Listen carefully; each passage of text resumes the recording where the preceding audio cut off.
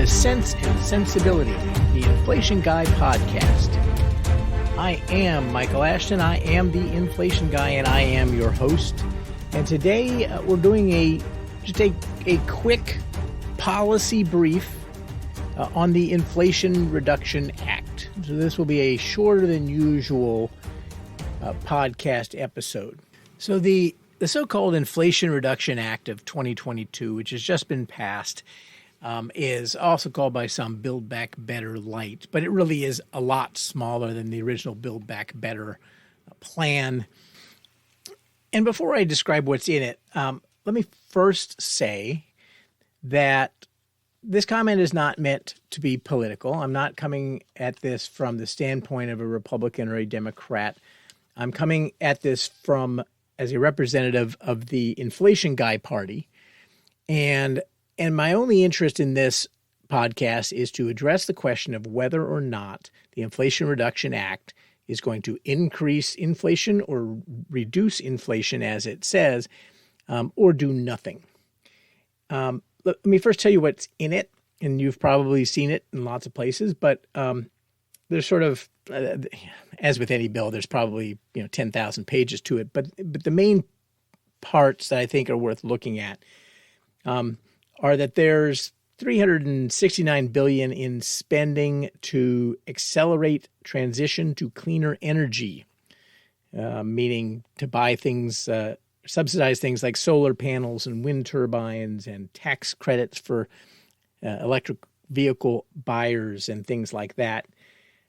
There is an increase in the IRS's budget of $80 billion or so to help collect better. And evidently, they think that spending $80 billion will collect more than $80 billion, or there wouldn't be any value in doing that. The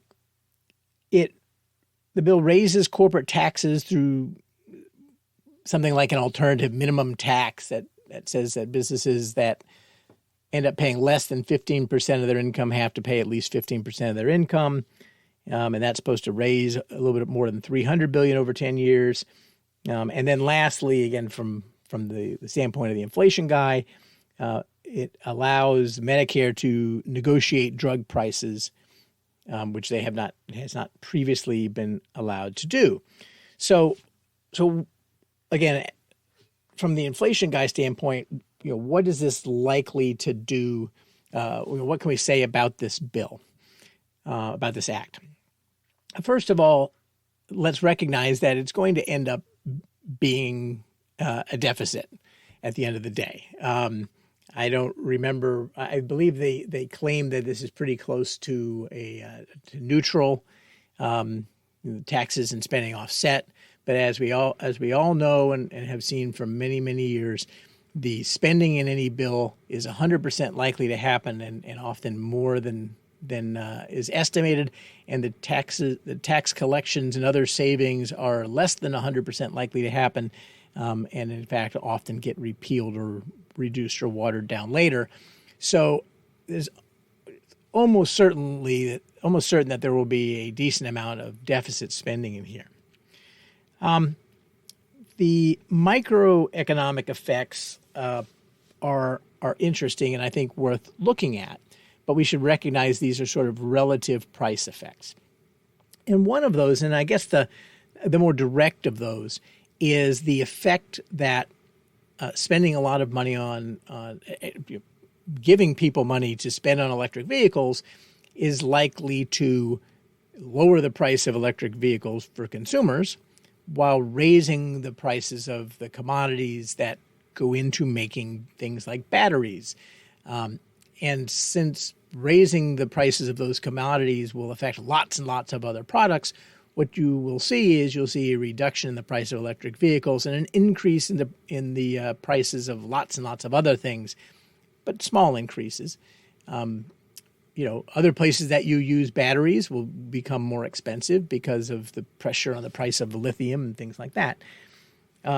So you'll have, a diffuse cost and a focused benefit, which of course is exactly what politicians like. But but that's no, again, that's not a sort of a net negative for inflation. It just makes the inflation broader, which maybe is not a great thing. But again, from a purely clinical standpoint, there's nothing there that automatically increases inflation or decreases it for that matter. Now, having Medicare negotiate drug prices is sort of interesting. A lot of people credit Medicare, the Medicare being able to negotiate with healthcare providers over the years as being a reason that healthcare inflation has come down, has decelerated over many, many years. The evidence of that is pretty slim, but a lot of people credit, the idea that if you've got a monopsonistic, you have a very large buyer of goods and services, like an insurance company, but in this case, a really, really big insurance company, negotiating all those prices, then they have more power and they can force prices to be lower. For that to be true, we have to have a market that's fundamentally inefficient, because otherwise, and then the argument is that Medicare is solving this inefficiency by negotiating better than, they're leveling out the power. Individuals can't negotiate very well, so Medicare negotiating on their behalf reaches an efficient solution. Again, I don't think that the evidence on that is terribly strong, but that's the argument. What this will do if Medicare succeeds in negotiating lower drug prices in terms of inflation is sort of interesting, because what Medicare pays for pharmaceuticals does not appear in the CPI, because Medicare is not a consumer. You and I are consumers, Medicare is not. And so what the government pays for health care, what the government pays for pharmaceuticals through Medicare, does not appear in CPI. It appears in PCE, and it's one of the reasons that there's a difference why the PCE price index is lower. PCE inflation is lower than CPI, and this will just exacerbate that. Obviously, if Medicare succeeds in negotiating lower drug prices within Medicare, then it means that drug prices outside of Medicare will tend to go up somewhat to compensate. But again, if there's an inefficiency, then the Medicare negotiation could lower drug prices over a period of time. Let's call that speculative and hopeful, but it's at least possible. If you believe there's an inefficiency in the market, and if there's an inefficiency anywhere in the economy, it's in the provision of pharmaceuticals through a very small group of formularies, and you can make the argument that there's a decent inefficiency there.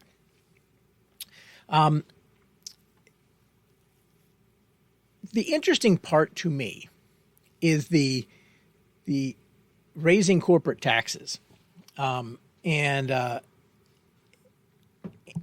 when you listen to people explaining the Inflation Reduction Act, a lot of them sort of say, this is going to really help lower inflation. We're going to tax corporations more, and it's an interesting statement, because there's really nothing in economics that would say that that's going to happen.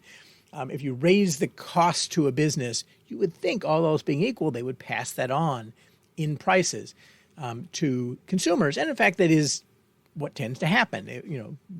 The businesses want to make the highest after-tax return that they can, and so if you raise their taxes, then we know that companies don't pay taxes. Either the shareholder pays it or the consumer pays it, and so it tends to, at least some of that goes through to consumers.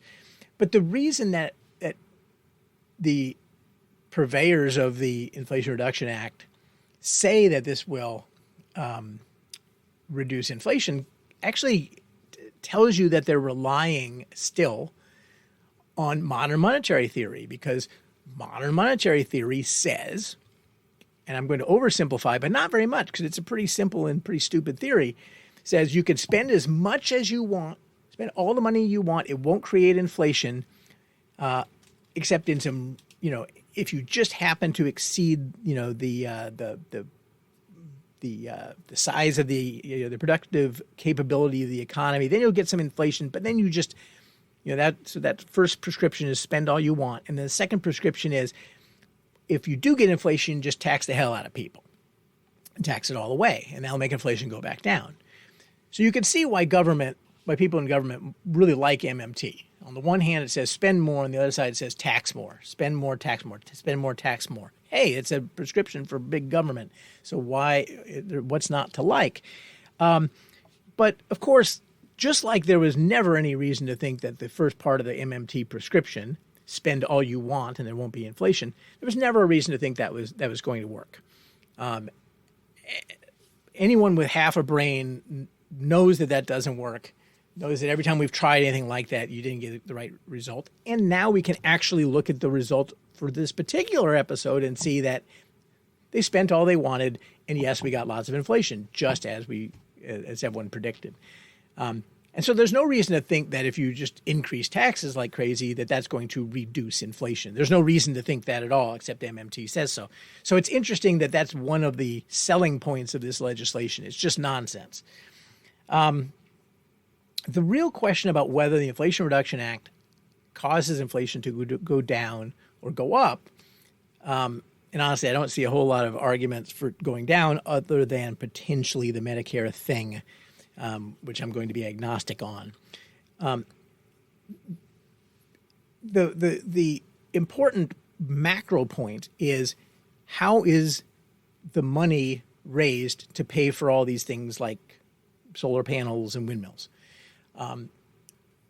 The government, if they spend money, has to acquire that money in one of three ways. They have to beg, borrow, or steal. Beg means that they raise taxes. And granted, if you're spending an extra $80 billion for IRS agents, maybe it's a little bit more than begging, but it fits under the beg. They're asking for money, okay? Or they borrow it. They issue bonds. Or they steal it. And the way they steal it is that they inflate it away. Inflation is just a tax. And it makes it all balance.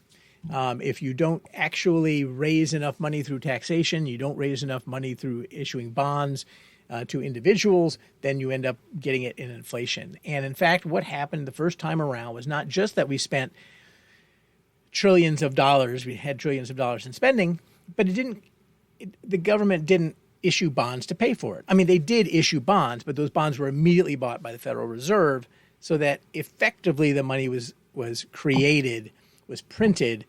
Nobody had to give up any consumption to pay for the additional government spending. Okay. Otherwise, someone who buys a bond has to give up some consumption to buy that bond. And so government deficit or surplus spending is somewhat inert when it comes to inflation. But if the Fed goes in and spends and creates money to go and buy those bonds, then it's inflationary. And in this case, the only way I can think of this is that this would be particularly inflationary is if the government decided to issue the bonds to pay for these neat programs in some special program, green bonds of some kind, that the Fed then decided that, it would be good for the monetary authority to support the movement for climate protection, and so the Fed bought those bonds. If you see anything that looks like that, then it's going to be simply inflationary and no argument about it. But absent that, I think the answer is that you will get really no large net effect higher in inflation.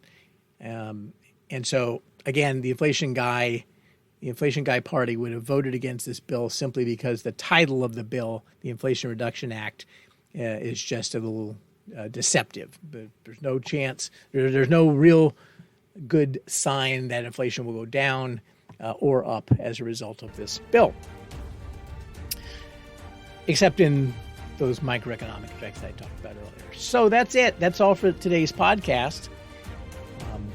You can contact me, as always, inflationguy@enduringinvestments.com.